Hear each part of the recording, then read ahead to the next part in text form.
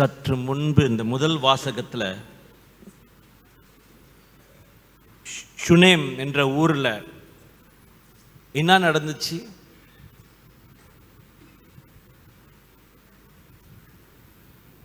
ஒரு கணவன் மனைவி. சற்று முன்பு கேட்டீங்களா என்ன நடந்துச்சு அந்த கதையில்? அடிக்கடி ஒருத்தர் அவங்க வீட்டுக்கு வருவார். அவர் பேர் என்ன? எலிசா. அவர் யாரு? அவர் ஒரு புனிதர், ஒரு இறைவாக்கினர் என்று அந்த மனைவி கருதி ஒவ்வொரு தடவையும் அவர் வீட்டுக்கு வரும்பொழுது பணிவிடை செய்வார்கள். சாப்பாடு தண்ணி இப்படி கொடுப்பாங்க. அப்படி கொடுக்கும் பொழுது அந்த கணவன் மனைவி அதிகமாக ஆசீர்வாதங்கள் நிறைந்து இறைவன் கொடுத்தார், அவர்களுக்கு நிரப்பினார் அவர்களை. என்னுடைய நற்செய்தியிலையும் ஆண்டவர் அதை பற்றி தான் சொல்லுகின்றார். முன் உரிமைகள் அதாவது உங்களுடைய ப்ரையாரிட்டிஸ் எதில் வைத்திருக்கின்றோம்? உங்களுடைய முன் உரிமைகள், யோர் ப்ரையாரிட்டிஸ் எதில் வைத்திருக்கின்றோம்? முன் உரிமைகள்னால் எதில் முக்கியத்துவம் கொடுக்குறோம்? என்னுடைய வாழ்க்கையில் என்னுடைய முக்கியத்துவம்லாம் என்னுடைய மனைவி தான் ஃபாதர், என்னுடைய கணவன் தான் என்னுடைய அப்பா அம்மா, என்னுடைய பிள்ளைகள், என்னுடைய வேலை, சம்பார்த்தனை, இந்த வீடை நல்லா சீர்படுத்தி செம்மைப்படுத்துறது, அதை நல்லா வைத்திருக்கிறதுக்கு சில பேர் காடியை வைத்திருப்பாங்க. இதில் முக்கியத்துவம் கொடுக்கும் பொழுது கவனமெல்லாம் அதில் தான் செலுத்துவோம்.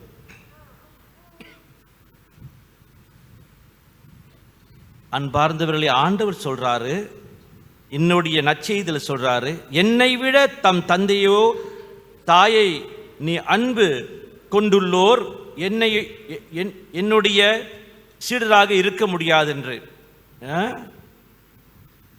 அப்ப என்ன சொல்றாரு? அப்பா அம்மாவை வெறுக்க சொல்றாரா? என்ன சொல்றாரு? அப்பா அம்மா வெறுக்க சொல்றாரா? பிள்ளைகளை வெறுக்க சொல்றாரா? என்ன சொல்றாரு? என்னை விட ஏதாவது முதல் இடம் எடுக்க முடியாது, என்னை விட யாராவது முதல் இடம் எடுக்கக்கூடாது. உங்க வாழ்க்கையை பாருங்கள், எதுக்கு முக்கியத்துவம் கொடுக்கின்றோம்? முதல் அன்பு, முழுமையான அன்பு, அர்ப்பணிப்புலாம் அவருக்கு இருந்தால் மற்ற எல்லா உறவுகளும் சரியாக போய்விடும். இப்போ பாருங்க, சில பேர் 5 வருஷம் காதல் பண்றாங்க, 6வது வருஷம் கல்யாணம் பண்றாங்க, 7வது வருஷம் டிவோர்ஸ்ல நிற்கிறாங்க. இது கதை அல்ல. ஆபீஸ்க்கு வராங்க, என்னை பார்க்க, விவாகரத்து செய்யறது, அந்த நிலைமையில இருக்கிறாங்க. முதல் இடம் இறைவனுக்கு கொடுத்தோம் என்றால் எல்லா உறவும் சரியாக அமைந்து கொள்ளும். When you give the first place to God, first priority to God, every other relationship will be in the proper place, in proper perspective. When you don't give that priority to God, every other relationship will be distorted. கடவுளுக்கு முதல் இடம் கொடுக்காவிட்டால் எல்லா உறவுகளிலையும் நீங்க பாருங்க, உங்களுடைய உறவுகளில் எப்படி இருக்குது? ஏதாவது ஒரு கோளாறு இருக்கும். இல்ல ஃபாதர், என்னோட குடும்பத்தில் எல்லாம் பர்ஃபெக்ட். உண்மையாகவா? ஏதாவது ஒன்று இருக்கும். முதல் இடம் இறைவனுக்கு கொடுக்க முடியுமா? அது எப்படி ஃபாதர்? பூசி ஞாயிற்றுக்கிழமை ஒரு நாள் தான் முதல் இடம் கொடுக்குறோம். ஏன் கொடுக்க முடியவில்லை? மார்க்கெட்டுக்கு போயிட்டு மாம்பழம் வாங்கிட்டு வரோம். ஐயோ நல்லா இருக்குது, மாம்பழம் வாங்கிட்டு வந்து வீட்டில் வெட்டி சாப்பிட்றேன். ஐயா, இந்த மாம்பழம் அவ்வளோ இனிப்பா இல்லையே, கொஞ்சம் புளிப்பா இருக்கு, துவர்க்குது, கொஞ்சம் புளிப்பா இருக்குது, சரியா இல்லையே. எப்படியாவது அது சாப்பிட்டுறோம். தூக்கி போட மனசு இல்லை, காசு போட்டுட்டோம்ல, சாப்பிட்ருவோம். ஒரு சில வாரங்களுக்கு அப்புறம் திருப்பி மார்க்கெட்டுக்கு போகிறோம், சந்தைக்கு போகிறோம், அங்கே பார்க்குறோம் மாம்பழம் அங்கே இருக்குது, வேற மாதிரி கொஞ்சம் வித்தியாசமாக இருக்குது, கலர் கொஞ்சம் வித்தியாசமாக இருக்குது. அதை வாங்கிட்டு வரேன். வாங்கிட்டு வந்து வெட்டி நான் சாப்பிட்றேன். இதுவும் அதே மாதிரி தான் புளிக்குது. அவ்வளோ நல்லா இல்லையே, இதையும் என்னடா நான் வாங்கிட்டேன்னு சரியா இல்லையேன்னு.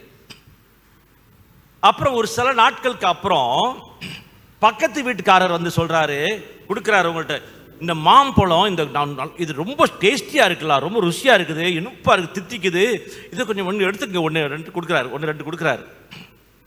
நீங்கள் போய் வீட்டில் வெட்டுறீங்க, வெட்டி சாப்பிட்றீங்க. ஐயோ ரொம்ப தித்திக்குதுல, ரொம்ப ருசியாக இருக்குதே அப்படின்னு, ரொம்ப ருசியாக இருக்குதுன்னு நம்ம எடுத்து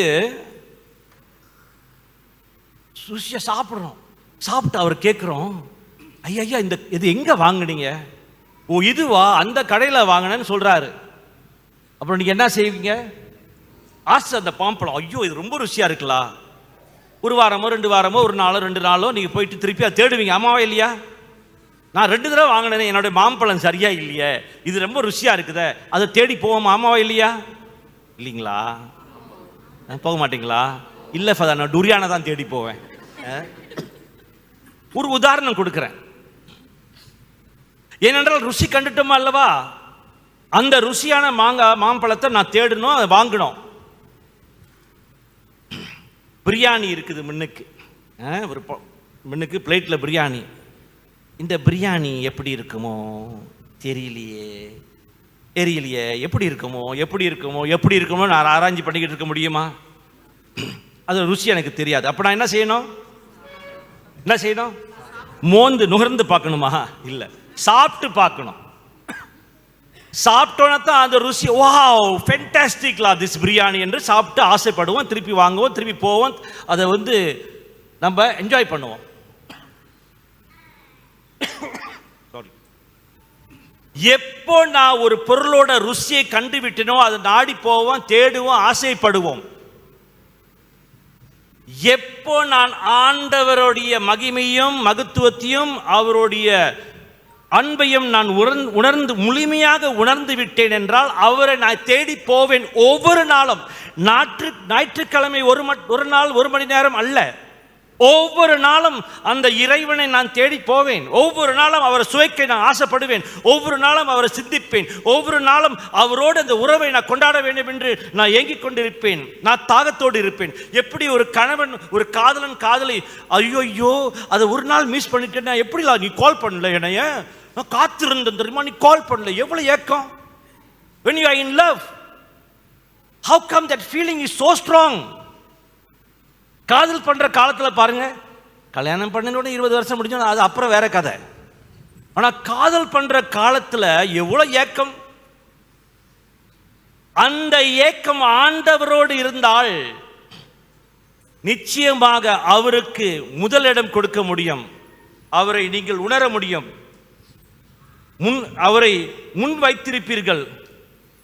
முன் உரிமையை நீங்கள் அவருக்கு கொடுப்பீர்கள். ஏன் கொடுக்க மாட்டோம்? ஏனென்றால் நம்மளுடைய ப்ரையாரிட்டிஸ்லாம், நம்மளுடைய முன்னுரிமைகள்லாம் பல இடத்துல சிதறி போய் கண்டிருக்கிறது. அதனால தான் என்னால் அவரை உணர முடியவில்லை. எப்போ நான் அந்த ருசியை கண்டுவிட்டேனோ, அந்த பொருளையோ, அந்த பழமோ, அந்த சாப்பாடை தேடி போட்டு போய் கொண்டிருக்கின்றேனே, அதே போல ஆண்டவரை நான் ருசித்தேன் என்றால், உணர்ந்தேன் என்றால், அவரை நான் விடாமல் பிடித்து கொண்டிருப்பேன். ஒருத்தரை நம்ம விரும்பணும்னா அவங்களோடு பழகணும், பேசணும், ஃபோனில் பேசணும், ஏதாவது மெசேஜ் அடிக்கடி அனுப்பிக்கிட்டு இருப்போமா இல்லையா? அதே உறவை நம் இறைவனோடு ஏற்படுத்துகின்றோமா? அதான் கேள்வி. அதை தெரிந்திருக்கிறது. நான் ஆங்கிலத்தில் ஒரு உதாரணம் கொடுத்த நேத்து. Am I really giving my first priority to Jesus? நாம் எப்படி கோயிலுக்கு வரோம் அல்லவா, எந்த தயாரிப்போடு வருகின்றோம்? தமிழ் மக்கள்லாம் தமிழ் பேசும் மக்கள்லாம் பார்க்கும் பொழுது நல்ல ஆடை ஒழித்துட்டு வரீங்க, அது ரொம்ப பெருமை, ரொம்ப சந்தோஷம், உங்களுக்கு வாழ்த்துக்கள். ஆனால் உள் தயாரிப்பு எப்படி இருக்கிறது? ஆங்கிலத்தில் அது கூட இல்லை. How are you prepared to come to work, to go to work, and how are you prepared to go to church? எப்படி நீங்க வேலைக்கு போகும் பொழுது தயார் பண்றீங்களோ அதே அளவுக்கு நீங்கள் உங்களுடைய கோயிலுக்கு வர்றதுக்கு, ஆண்டவரை பார்க்க வர்றதுக்கு தயார் பண்ணி கொண்டிருக்கிறீர்களா? அதுல அது ஒரு உதாரணம். இந்த ஒரு உதாரணத்தில் நீங்க தெரிஞ்சுக்கலாம் நான் எவ்வளோ ஆண்டவரை முதலிடத்துக்கு கொடுக்கிறேன் என்று.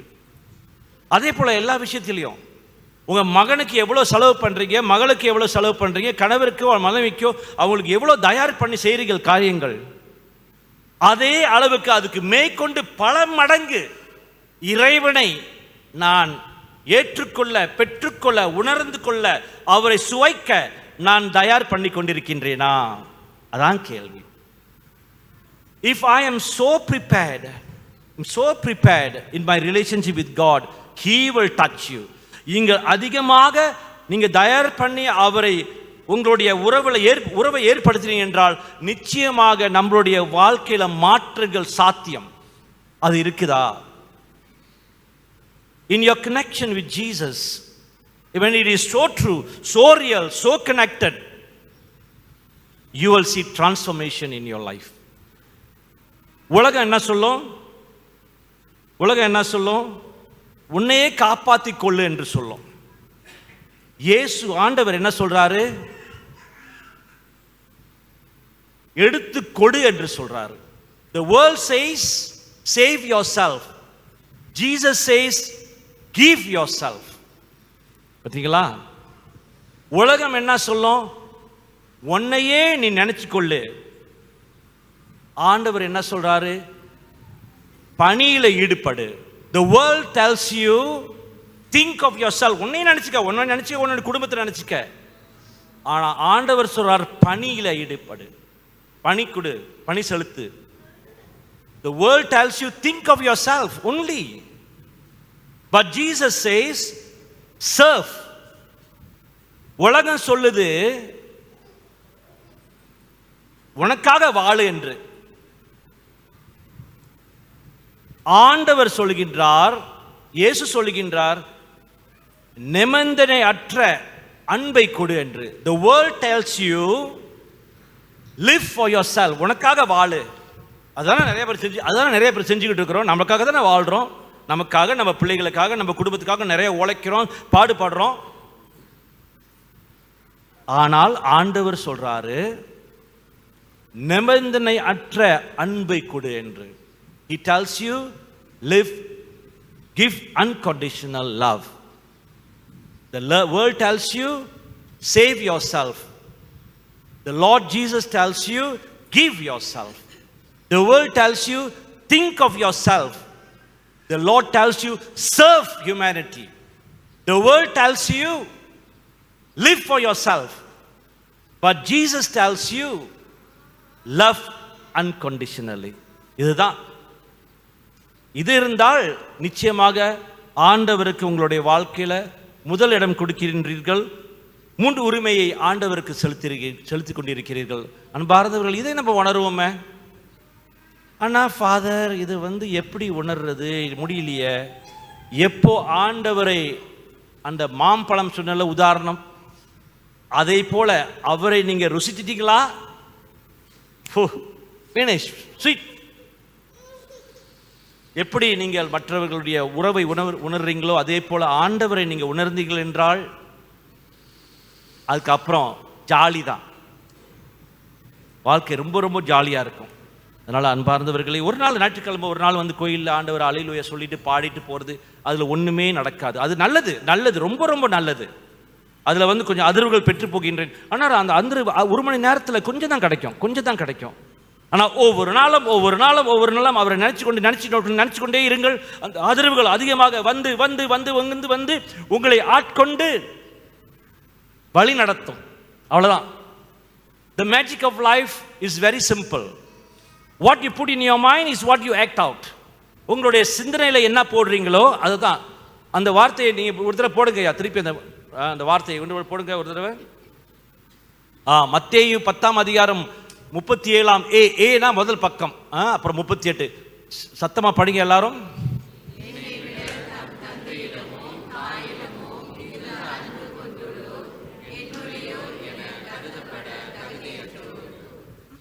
தாம்